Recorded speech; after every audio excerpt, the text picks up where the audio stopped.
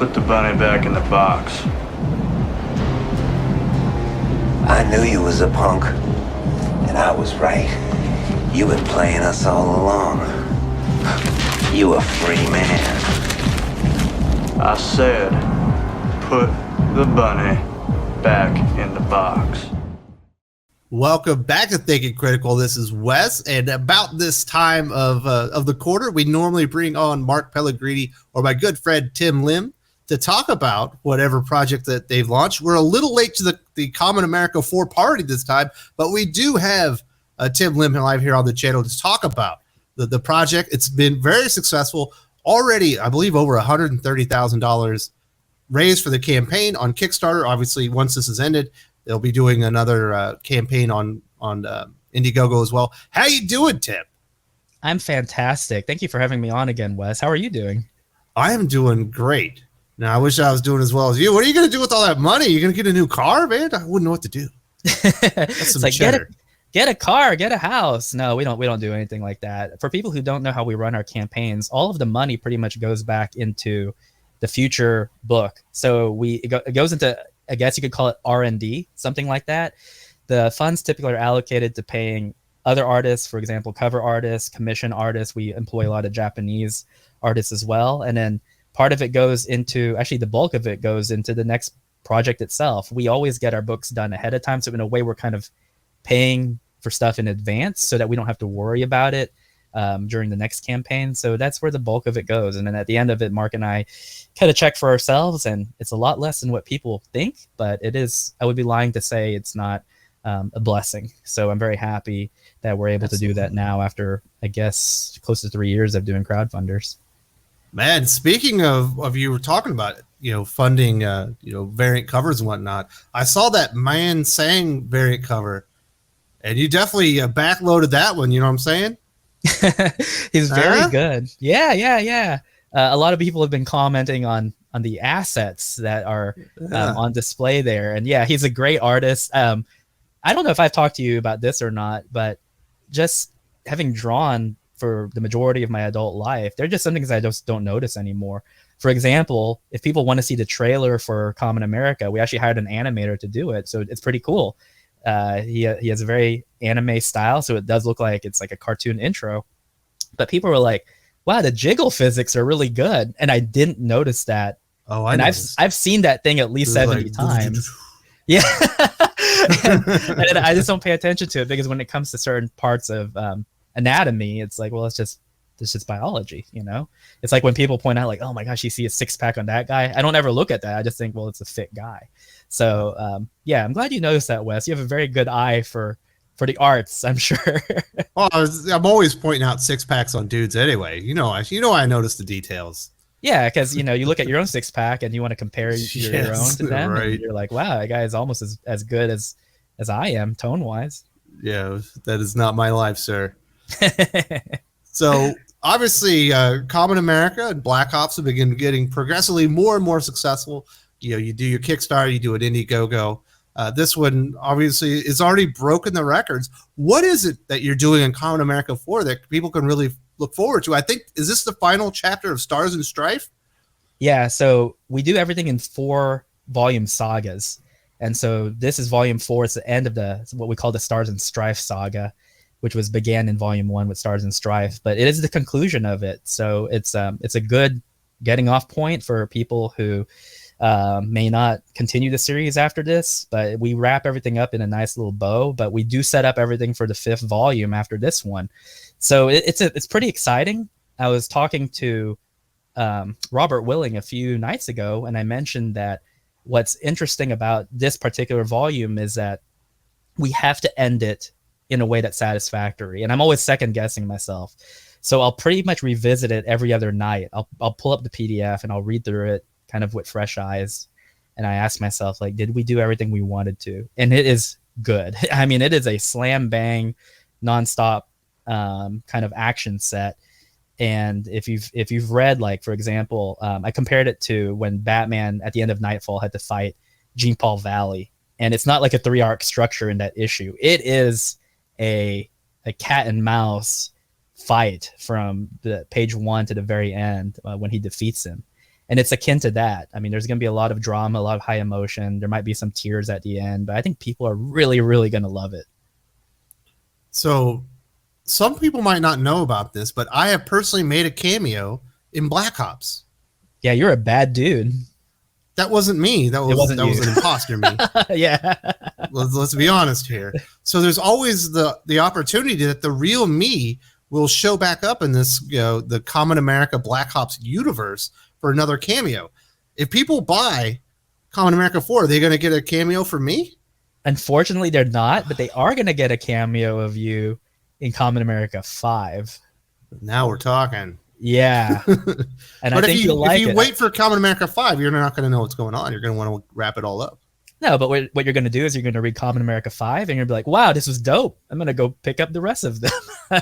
And I love that Wes from Thinking Critical cameo. If I'm going to be an animal, I want to be a dolphin.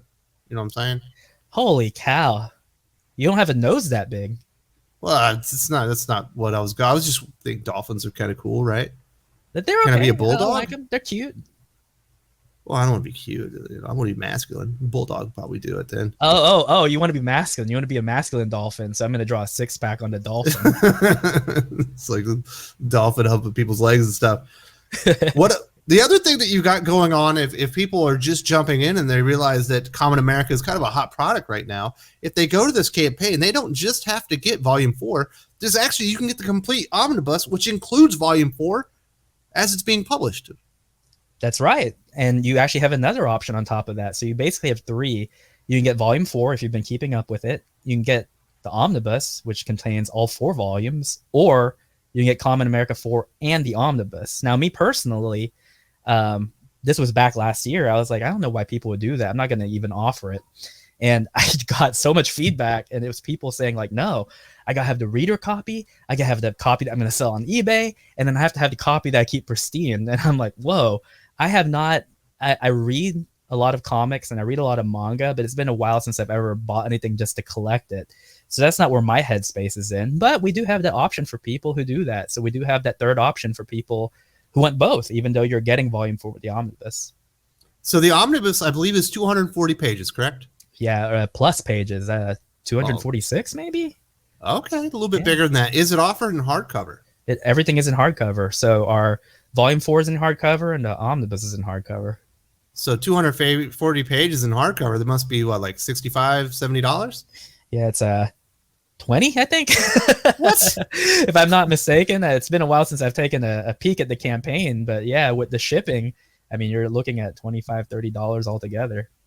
And then the hardcover for the Volume 4 is 56 pages. So your hardcover pages. Omnibus of 240 pages is $25. Yeah. And then just Volume 4, which is also hardcover, is $10. $10, and that's 64 pages. And then $6 in shipping, so 16 altogether. And this is all already printed and ready to go. So you're going to fulfill as soon as the money finally gets into your account.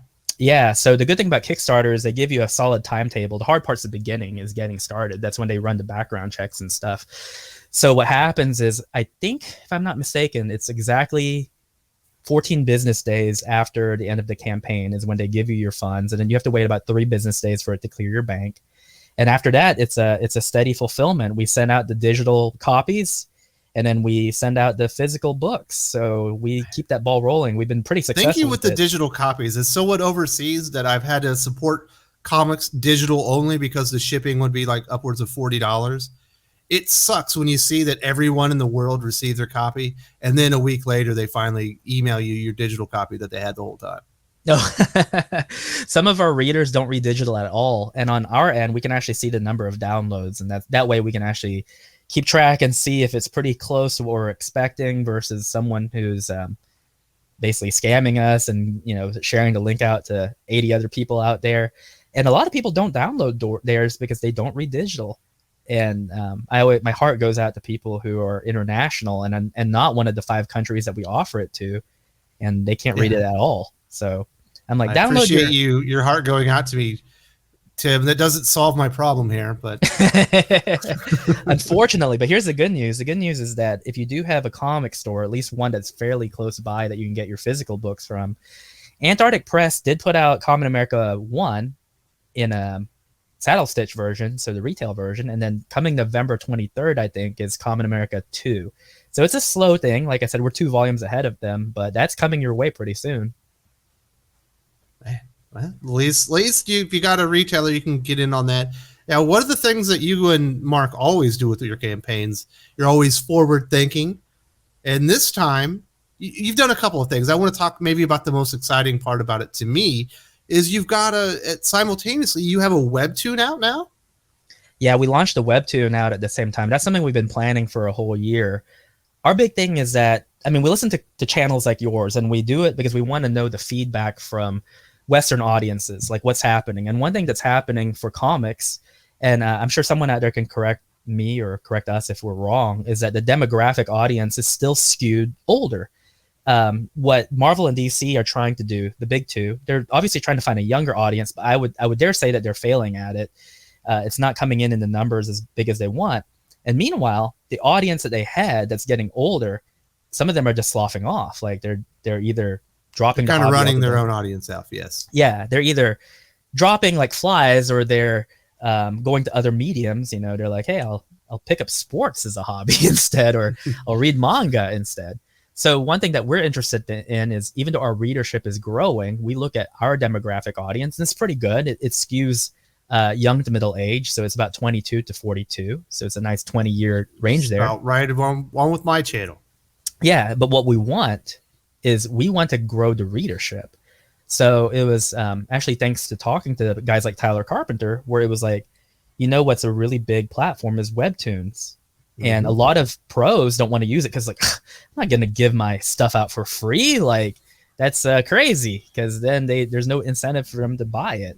But we looked at it as, well, a lot of the crowdfunders that have come out recently have succeeded, and they were on Webtoons first. And Webtoons is also a fertile ground for people like, for example, Crunchyroll. They do a lot of scouting on Webtoons to see if there's anything adaptable to anime. So we said, let's plan this out. Let's launch it in the fall, and we'll start in January, and we'll release a weekly news strip, and we'll cater it to a Webtoons audience. It's mostly slice of life and comedy. And we launched that, and it's great. We got 2,000 subscribers as of yesterday. And we look at our analytics on the back end, and there's a great deal of people who came from Webtoons to back Kamen America Volume 4. And I think that accounts for the spike in our continued readership. Now, as an artist, Webtoons is different than a traditional manga or Western comic book, where you're doing it pages, panels, left or right, you know, kind of down is the way you read it. Webtoons is just down, right? Yeah, it's called the infinite scroll. A little bit different. You can't do action quite the same, so you kind of have to adapt the story to that. You know, did you find it easy as an artist to do that? No, I found it really hard. Yeah. And so Mark has a brain for comics. Like, he treats comics solely as the medium, and he uses its strengths and weaknesses to our advantage. I mean, for example, you've talked about this on your channel too, but one thing that he and I both don't like is we don't like the proof of concept comic. You can always tell there's something about it, and it's where the comic just reads. It just reads like storyboard. That's all it is. It's just storyboard. And it doesn't take advantage of the comic medium. You can see there's like budget constraints. Like, the characters are all kind of basic design and stuff like that. Yeah, not just that, but for example, for the listeners out there, I'll give you an example of the strength of the comics medium. First rule of thumb is take advantage of the page turn. So you always put your surprises on even numbered pages. And I learned that from Mark, because he was talking to a pro he used to work with, and he was like, this guy was an idiot. Like, he told him about the page turn, and this guy did not know what he was talking about. It's like, even numbered pages, that's where your surprise is, and that's why you can't just tell me to insert a page of new script. You have to insert 2 pages to account for where those surprises were. So whenever we do our books at Kamen America and Black Ops, it is designed in that way. Like, there are things that will only work in the comics medium as a storytelling device. And you don't have those in these proof of concept comics because they're just designed to pitch to Netflix or whatever. Well, the problem with it is that his mind is going left to right, but when you're going up and down in that vertical infinite scroll, how in the world are you going to do that? So that's a bit of a learning curve. I told Mark, I said, I'll draw anything you tell me to, but I'm just letting you know you need to do your research on Webtoon, because whenever we start doing some action set pieces, you're gonna have to account for that. Absolutely. I was reading those Marvel Infinity comics, which are, Infinite Scroll, and it is very hard to process and enjoy action from Wolverine when it's being processed like that. It doesn't feel right. It's like more like a flip book. You know what I mean? Rather than a comic book. It was different. Yeah, it is. And so it's not that easy because just in the comics medium, you can get tired of certain things. I'll give you a perfect example. It was kind of like, and don't get me wrong, I like the concept. Okay. It was Chrononauts, right? That was the Sean Gordon Murphy and Mark Miller title.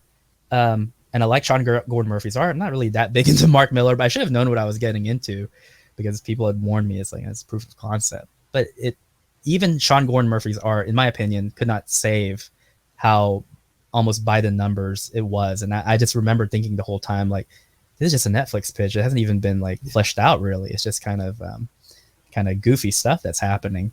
So just as you have to account for it in that type of medium, so too is it that if you're trying to make that transition to webtoons, you need to study a little bit and see the most successful ones, see kind of the ones that you like, and kind of learn what is it that they do differently from the normal comics panel by panel pages that we have in the physical books. Absolutely. The other, obviously, besides the webtoon, you normally have a new perk that's different than you've had on your previous campaigns. This time we've got a statue. This one is sold out. It's got Kamen America like on a little beach towel, like a pillow, I think. Is it a okay? Yeah, or a beanbag or something. Yeah. Yeah, so that sold out in 1 minute. I posted and I was like, I don't think I revealed the price. I was just like, hey, this is the statue. There's only 8 of them. Just it's first come, first served. They're handmade. And it sold out in 1 minute. I timed it. I refreshed the page. I was like, you have got to be kidding me, because that thing was $600. And people are like, whoa, that's a lot of money. And I was like, yeah, but they're also really expensive because they're made by hand. They're painted by hand. You get it bundled with all this cool stuff.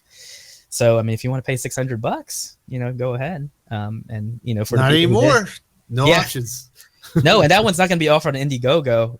It's just on Kickstarter. I mean, one thing that we might want to tell your listeners too is that I have to make an update next week about this. But so we do everything ahead of time. We order the books ahead of time too. So I ordered a number based on my own calculations on my end, and I think I ordered 3,500 books for each.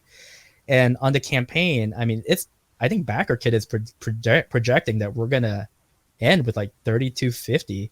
So for the people who are waiting for us to go on Indiegogo, I'm going to have to update them and say, look, we always go to Indiegogo afterwards, but I'm telling you, if you're scared that we're going to sell out, you might want to go to Kickstarter. If not, this campaign on Indiegogo might be a week tops, just based on... There'll be limited numbers. Oh, yeah, absolutely. And they'll have to wait for the next printing on Iconic, which the price will go up. Right. And I hate to do that, especially for the people who are loyal to that platform. But the reality is that for us to work as efficiently as we do, I ordered the books ahead of time. That's a calculated financial risk that we take. And that way we can get the book shipped and delivered and to us by the time the campaign is over. So that means I have to make that prediction. So unfortunately, this time... you're removing the risk from the campaign backer, but you're also adding risk to yourself that the campaign is more successful than you imagined. Correct. It was more successful than I thought. And I think in the first few days of the campaign, I was frightened because BackerKit was saying like, no, you're going to have 4,500 backers based on our prediction. Now, I knew that wasn't true. It never is in the first few days because there's a spike in the beginning simply based on the rush and the higher tiers. Now, our higher tiers are typically limited, so that number gets diminished, but I was still like, whoa, I did not expect this to happen. So that's just a little bit of warning for the people who might be listening who are Indiegogo only. I really hate to be the bearer of bad news, but that is a risk that could happen. Maybe not, but we'll see. As far as the tiers that are still available, obviously you can get the book, you can get the omnibus, you can bundle them up. There are a few of the cool merchandise tiers. You can still get the standee. It sounds like you actually ordered enough this time. Yeah. And the good thing was before the order went out, I called them and I was like, we need to order about 100 more. So we got delayed a week on that one, but those are going to be coming in here any minute now. I think the one that's unlimited is the calendars, because the calendars we can typically print very quickly. So we're not at a risk of that one going anywhere. The calendar is a swimsuit calendar? Yeah, for the most part. I mean, some of them are seasonal. For example, for Easter, we have a nice Easter piece. And then the Halloween one is, nothing risky. Is Wes from Thinking Critical making a cameo in I don't think you can handle these ladies, Wes. I mean, what's your wife gonna think? These are very wholesome people here. So no Wes cameo in the calendar this time. Well, I thought maybe I'd be sitting there in my Speedo, have a little fun. You know what? We might next year change it up a bit and have a little bit more guys in there. And I'll you got a little beefcake in there, a little sausage. Yeah, we'll put a little Wes in there. Well, not little Wes. You know what I mean? Like big. Come Wes. On, man. Big Wes. Give me some not credit little here. Wes in there. So people do have how many days left on the campaign? I think it's 12 days. 12 or 12 days. So a little bit under 2 weeks. Massively successful, doing enormous. If you need a little taster to see if you are interested in the art and the work of you guys, you can go to Webtoons. It's free. Go check it out. Perhaps you want to come back for the Omnibus. Perhaps you want to bundle up with the other volumes and whatnot. I do want to say congratulations to you and Mark on also your success. Really appreciate you guys. You've been supporting the channel. You come on here and talk with me about this stuff. I love giving you the opportunity, or you giving me the opportunity to get the word out about Kamen America and Black Ops and all the other projects that you guys have been working on. Is there anything else that you would like to say about Kamen America 4, the Omnibus, and maybe any other future projects that people should be on the lookout for?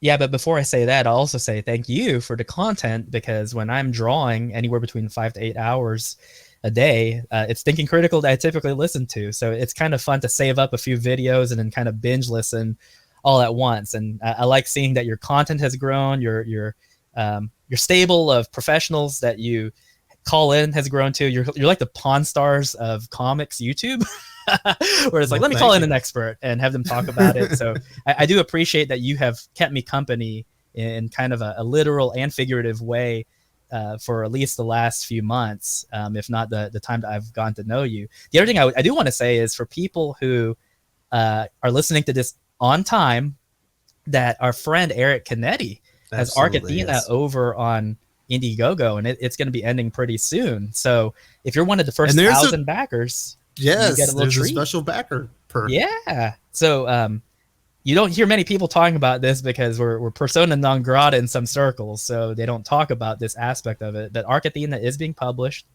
by the imprint that we're under, which is Iconic Comics. And so because we're friends and we've gotten to know each other, there is an Arcathena and Kamen America crossover print that the first 1,000 backers get for his campaign. So it features Diviana, his character, and Kamen America, our character. And unfortunately, our side of things, so our print is the inverse. We're the same pose from a different angle. We kind of sold out of ours in the first 6 hours, so it's no longer available. But if you hop over to Indiegogo and check out the Arcathena campaign, you can still get in on this bad boy. And Arcathena, that's the first book of 6. He's doing the Tim Lim, Doug Ernst route, where everything is produced, it's already printed. So Arcathena, also no risk there. It's a fantastic campaign, is about to go over $50,000. So Eric Canetti has certainly had a huge success, but you can still get, if you're interested in a little bit of Kamen America memorabilia while backing another very big time creator over on Indiegogo, definitely check out Arcathena. Absolutely. And Eric is a good guy.